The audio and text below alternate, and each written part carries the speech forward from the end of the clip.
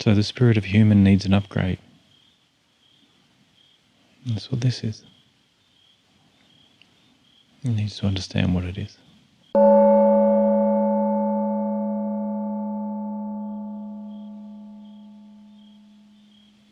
And ultimately it's all one thing, as we say. That doesn't mean we shirk all our responsibilities. If anything, it makes us more responsible, because there's a deeper connectedness that happens. Instead of spending your precious, precious life worrying and angsting and fearing, you can spend it with more love in your heart, more presence, which you then share with people that are in fear, and they have a little bit more in them then, and so it goes. And at some point there's a tipping point where the destruction just isn't maintainable anymore. And it's the only way I can see out of the mess that we've got environmentally going on.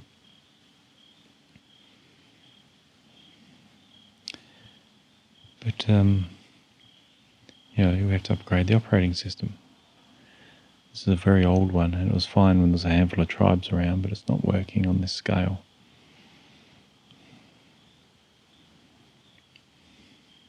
And all the tribes were low consciousness and territorial and fearful. So you could talk about it making sense. So I was telling someone the other day, I saw a video the other day of a row of termites walking, a row of ants walking next to each other, and they're enemies. The ants want to eat the termites, and so the termites had a whole row of soldier termites facing the column of ants as they did their business, or they were doing their business right next to each other. And the ants also had a whole bunch of soldier ants facing the other soldier ants. So the soldiers were facing each other while the ants all went about, and the termites went about their business. In a long row, all just standing there. You think the Queen sat down and had a board meeting about this? Right? Send the troops out? Of course not. It just makes everything starts to make sense when you understand it's all coming from one intelligence. And with sub-logos. So spirit of ants, spirit of termites, as the shamans would say, but spirit of cows, spirit of humans, spirit of this, they're all within the one.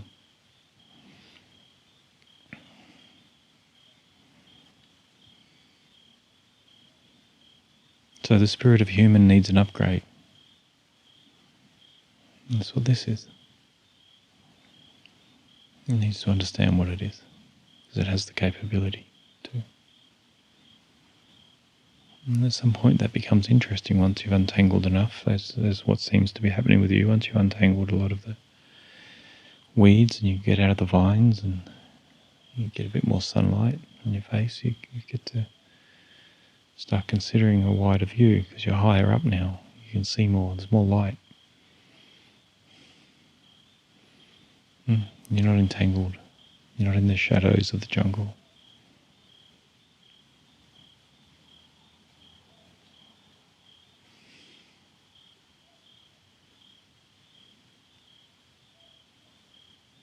The higher you get, the freer you feel, and the lighter you feel, the more love you feel, and the more stillness you feel. And the more you notice the disturbance in others, and the compassion develops.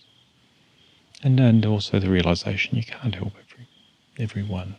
It's just not possible. Not everybody's ready.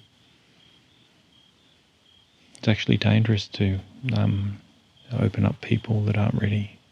I'm very cautious of that. Cause all sorts of problems. The owl has no choice. I'm making that sound now. You have no choice asking the question you asked tonight. I have no choice in the answer.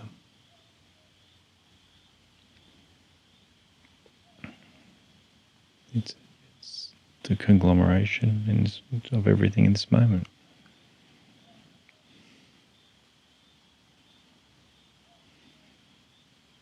It's all the one thing.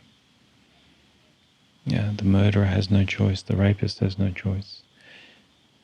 Yeah, it sounds scary and crazy, but neither does the hero that saves 1,000 people somehow.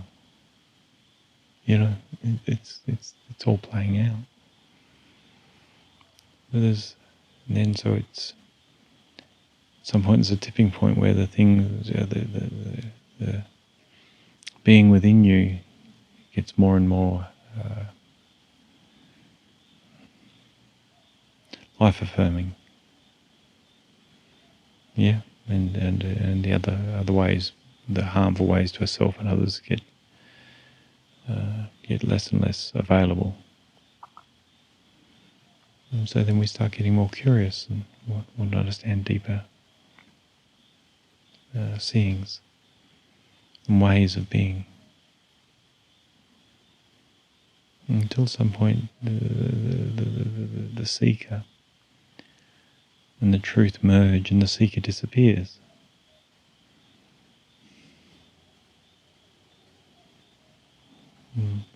Found, there's no more seeking. And then there's residing and resting and resting and resting in that, letting that widen and get stiller and deeper, more loving.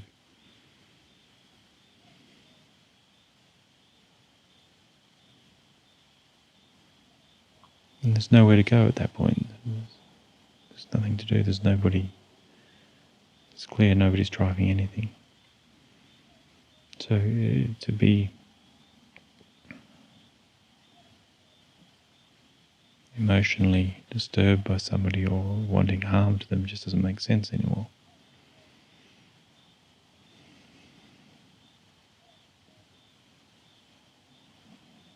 But there's still functioning in the world also. So it may appear that's going on, but there's no energy behind it. There's no force behind it.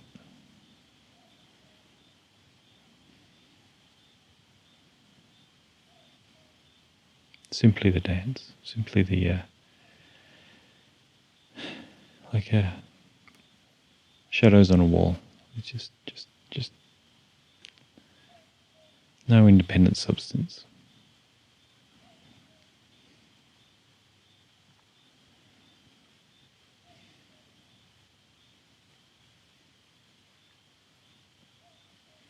And the miracle of it all is just amazing, and the beauty of it all, and the just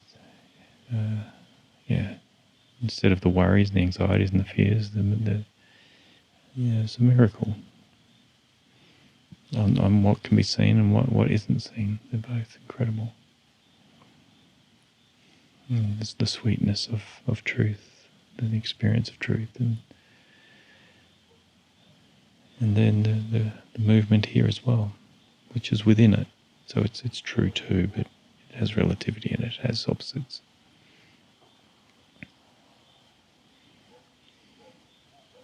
They're not as true, only relatively true. And as soon as the thoughts begin about it all, it changes and mutates into something else. And the labels come in, and now the taught languages come in, the belief systems come in, the personalization comes in, the suffering comes in. But really we started at very, very, very close to the baseline, or were born at zero. And then we developed our seeds of consciousness and interactions and became a suffering being, somebody separate. And it doesn't mean it's true. It's like saying every dream you have at night is true. It's ridiculous. Just because you had a dream doesn't make it truth. So when we think of this X, Y, Z way and try to relate it all and negotiate it all, it doesn't mean it's true.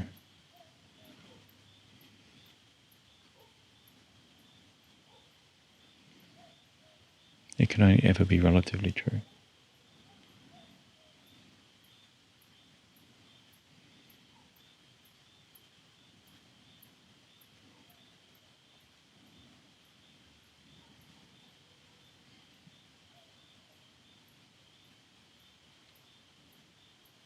These flowers had no choice in their colour. They had no choice that they were arrived in this bowl.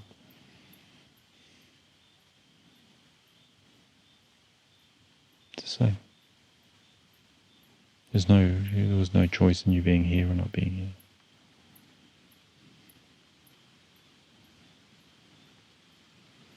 There's no choice how far you'll go.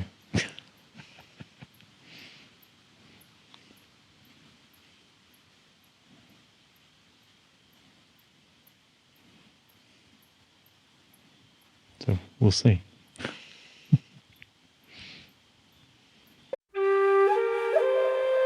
Please like or subscribe if you found value. Meet Rohan via rohan.life.